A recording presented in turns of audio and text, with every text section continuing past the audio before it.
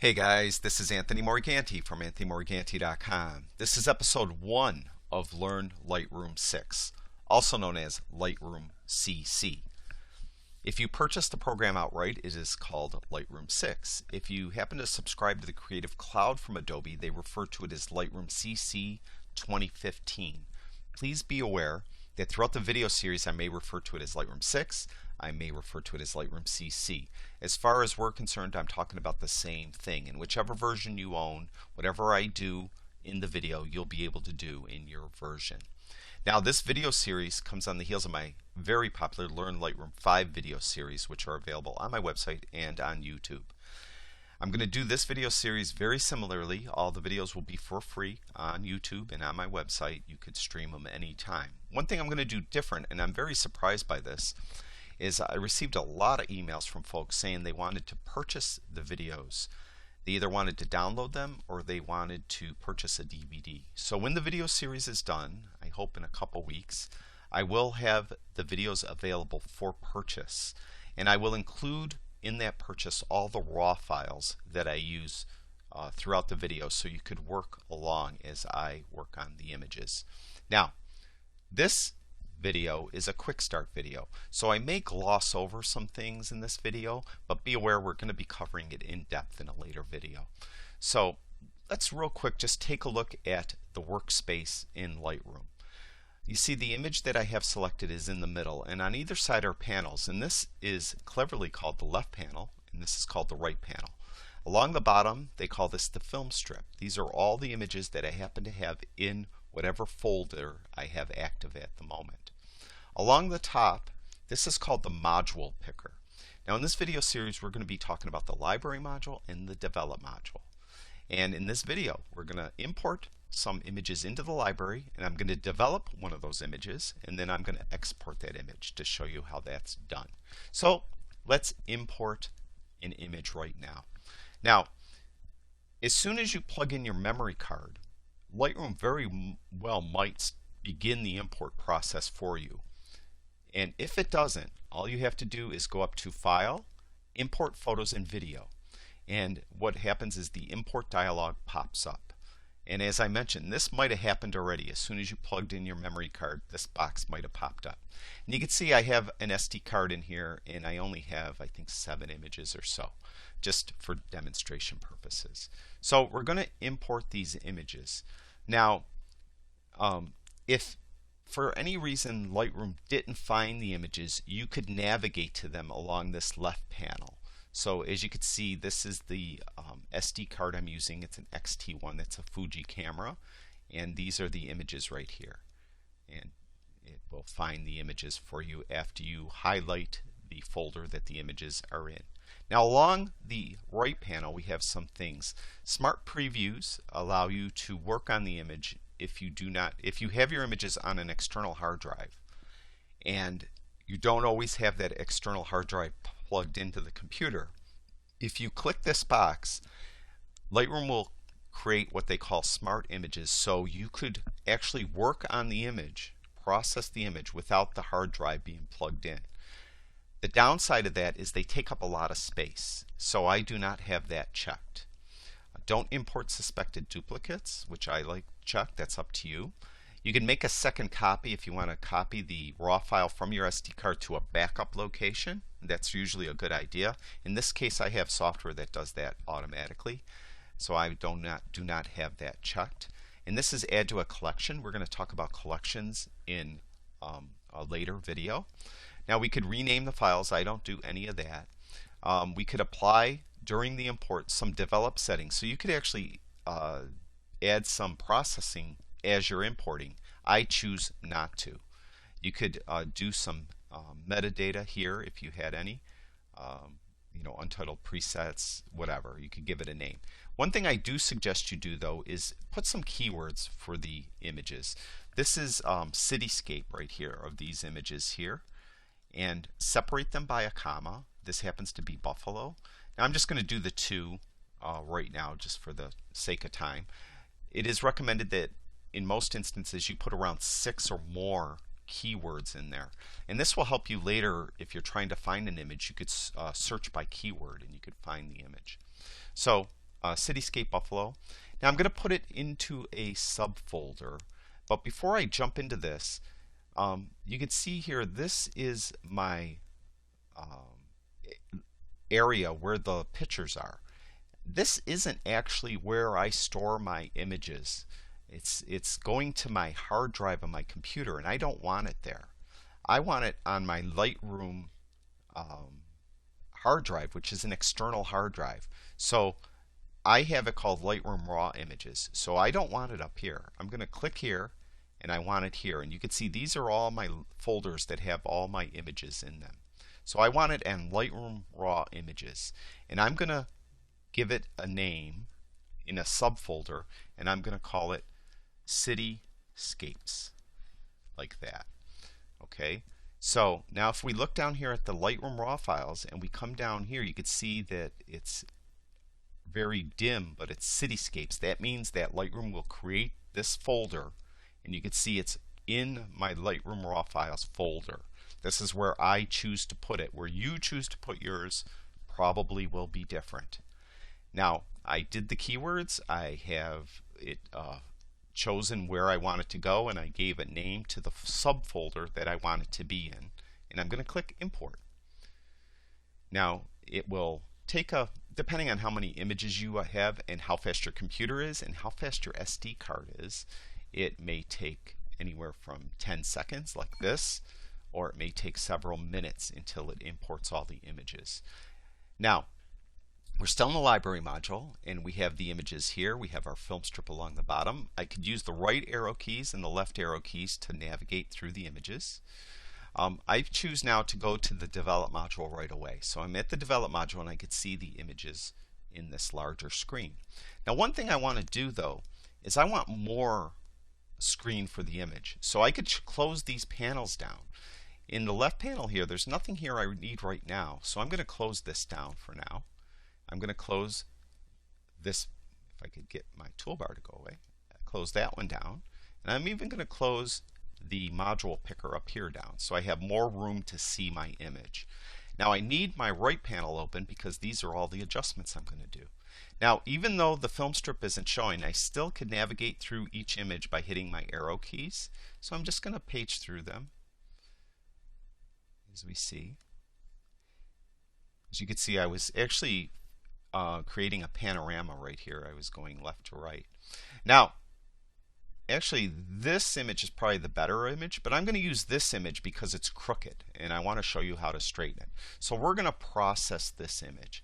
Now, this is a RAW file, and I encourage you, if you don't shoot RAW, and your camera is capable of shooting RAW, that you shoot RAW. And there is going to be an article, there is an article on my website that explains all the advantages of shooting RAW.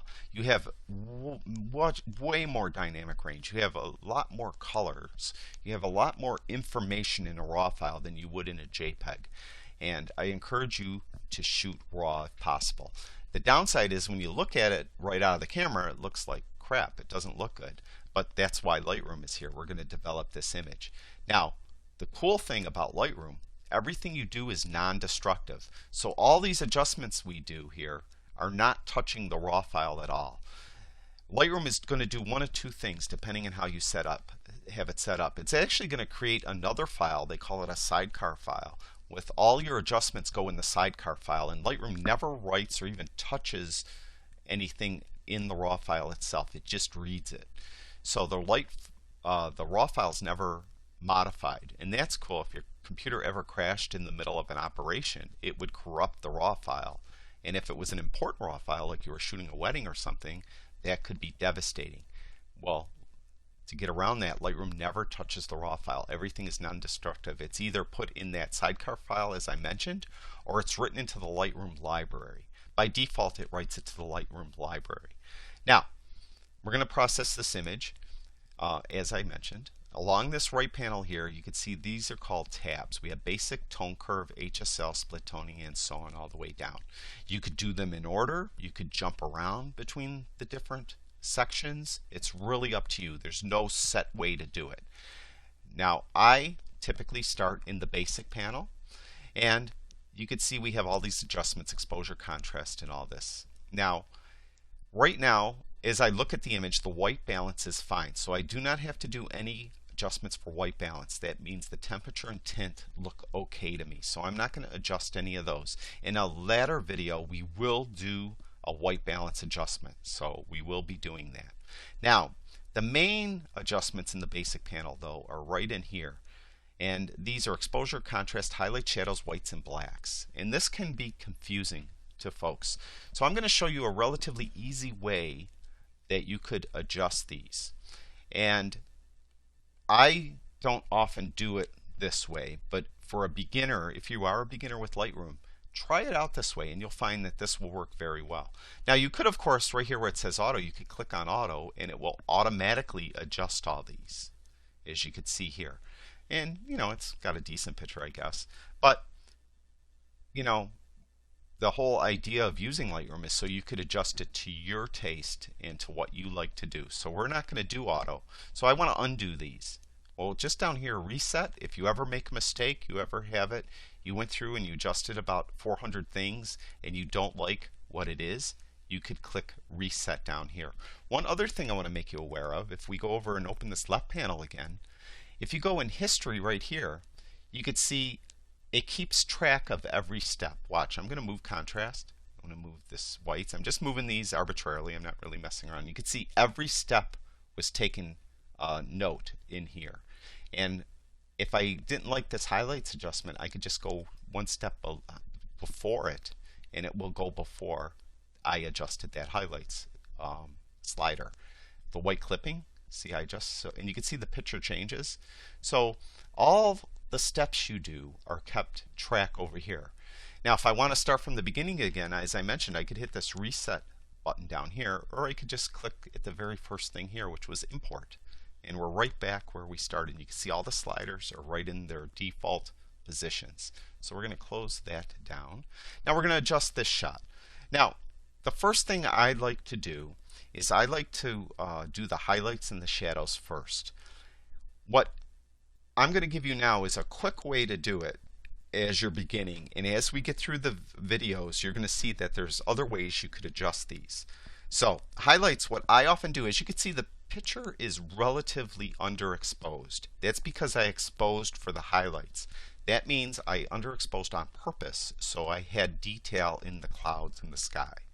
So when you underexpose a shot on purpose, in this case exposing for the highlights, what I would often suggest you do is then go into Lightroom, and I would take highlights all the way down even further and open the shadows all the way up.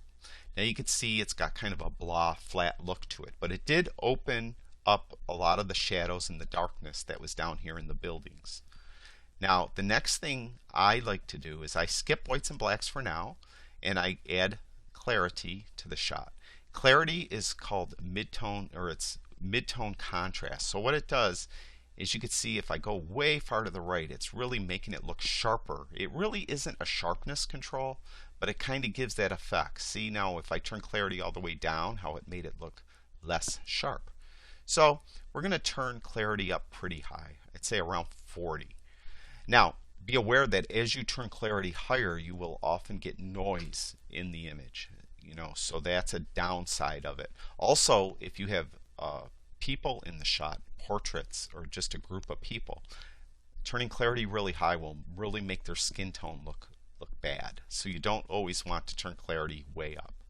So after I adjusted clarity, what I normally do now is jump back to the whites and blacks.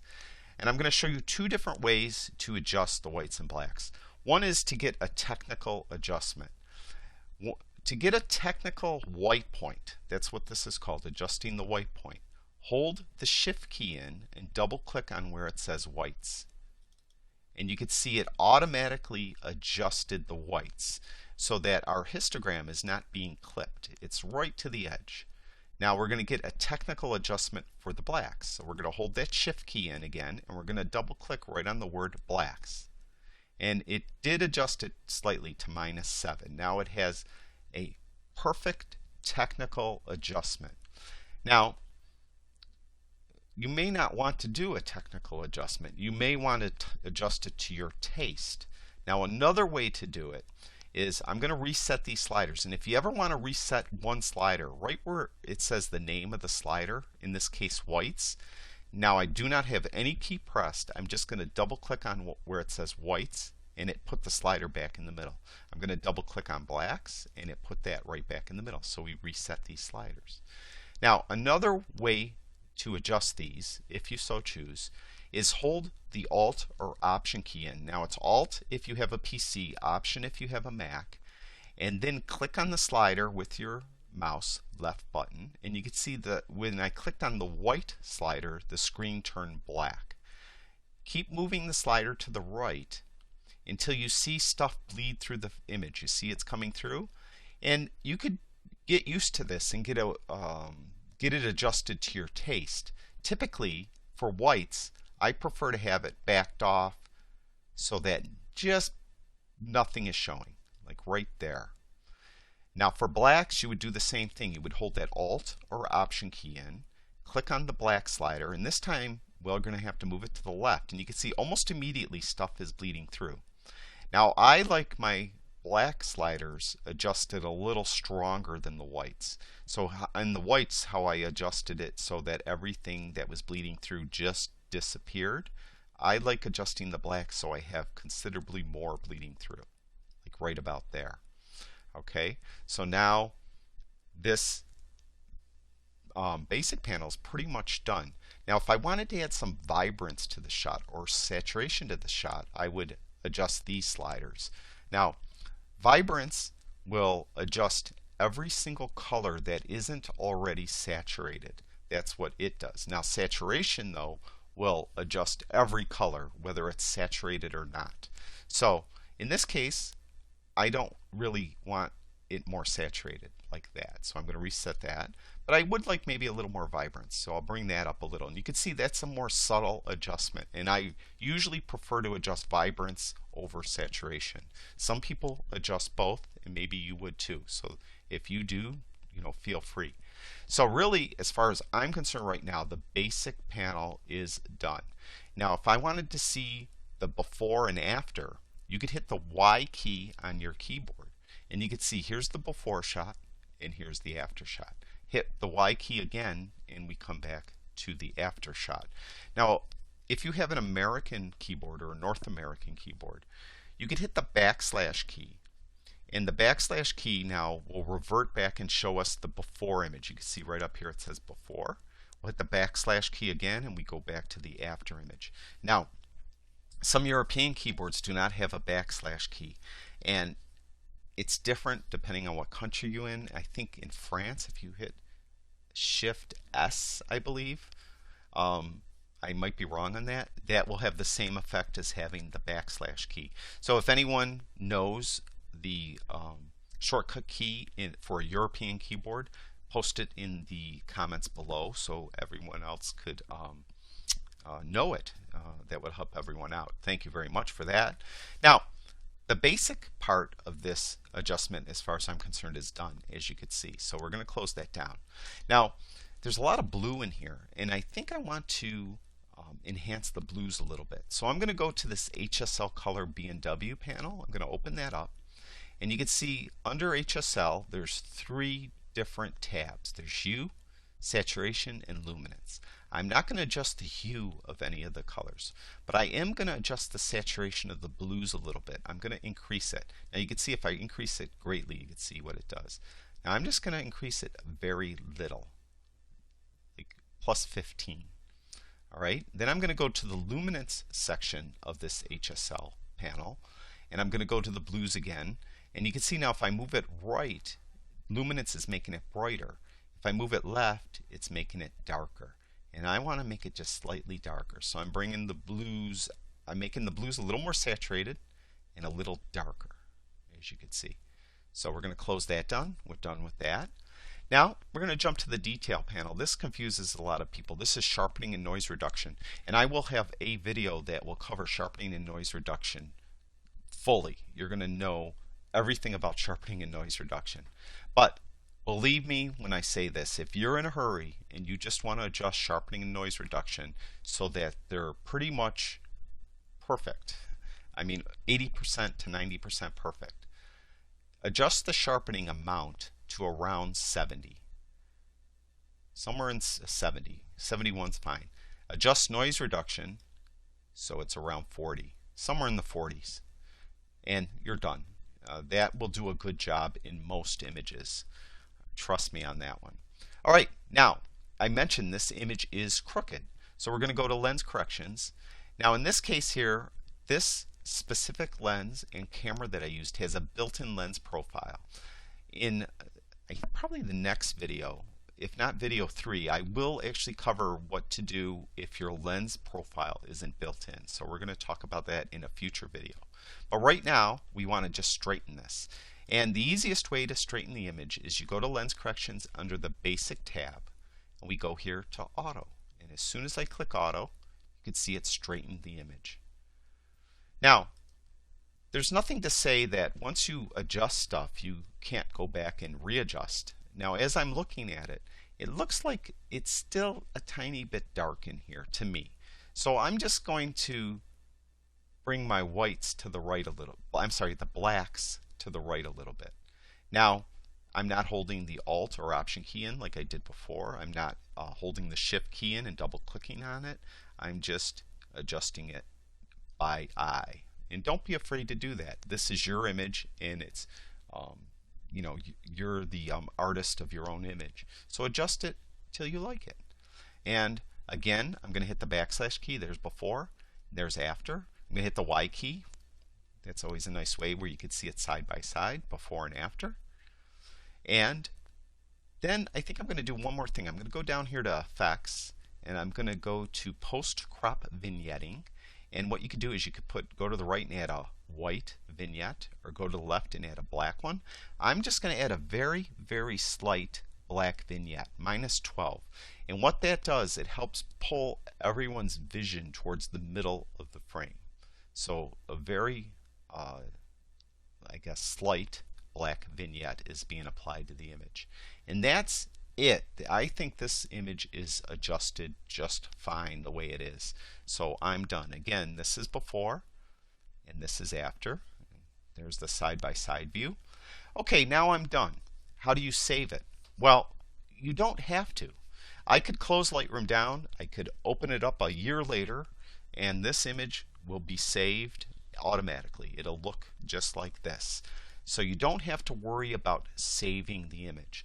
What you might want to do, though, is you might want a JPEG to put on Facebook, or put Instagram, or put it somewhere online, or you might want to send it to a printer to get printed. If that's the case, you want to export the image. And to do that, we're going to go up to File, and we're going to go down to Export right here. And we have all these different choices we have here, and we will cover these more in depth in a future video. But right now we're going to go relatively quickly. I'm going to export it to a specific folder, and right now it's my desktop. That's fine. Okay. I don't want to add it to this catalog. I'm not going to add my JPEG to the catalog because I already have the raw file here. I don't have to add the JPEG. Now, one thing I should note, a lot of people email me asking me if they should delete the raw files after they created their JPEGs. And absolutely not. Your raw files are your digital negatives. They're valuable. Hold on to those. Always keep your raw files. You could make a JPEG anytime. I could make a JPEG here and decide to delete the JPEG, and then come back to this 5 years from now and make another JPEG, and it will be exactly like that JPEG I made 5 years earlier. So the JPEGs are expendable. Your raw files are the stuff you always keep. So I'm sending it to the desktop. I'm not going to add it back into the catalog. If there's an existing name, it's going to choose a new name. I'm going to give it a name. I'm going to call it Buffalo. Simple as that. And we're going to jump down now. It's not a video, so we're skipping that.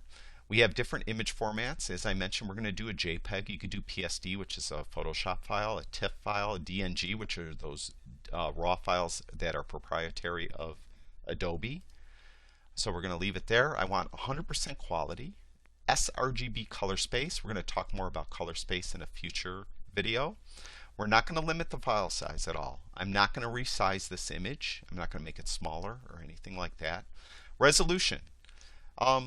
If you're going to print it, if you're going to export this JPEG because you're going to send it to a printer to get made into a print, put your resolution at 300. If you're just 300 pixels per inch. If you're just creating this to put on Facebook, put on 500px, or put it somewhere online, put your resolution at 72. All right, that will work fine. I want all the metadata saved with the file. That means all the lenses I used, the camera I used, all those keywords I put in it, stuff like that. I want all that to be included. I'm not going to put any watermark on it. And after I'm done post-processing, it's just going to do nothing. You could have this Lightroom actually close down if you wanted to and whatnot, but I don't. So we're going to export right like this. And you can see there's a little status bar up here in the top left-hand corner. And as Lightroom is creating this JPEG, that status bar would go across and it dings relatively loudly when the JPEG is created. Now, we're going to just minimize this for a minute. And you can see right here, Buffalo-1, there's my JPEG that I just created. And there's the image, as you can see. So that is that and how you would export an image. And we'll open this back up. Now, one quick thing I just want to show you. We're going to talk about shortcut keys a lot throughout this video series. And I encourage you to learn shortcut keys. I mentioned that I close panels down and open them up. What you could do once I'm done now and I want these panels back, I could open them up individually, but that takes a little time. The quickest way to do it is hit Shift Tab twice. You hit Shift Tab once and then hit it twice. Oops. Sorry. Shift Tab, there we go. Once, then hit it twice, and there's all my side panels. Now if I want to get rid of all the panels at once, I could hit Shift Tab, see it toggles them on and off. So that is one quick way to open and close the panels all at once.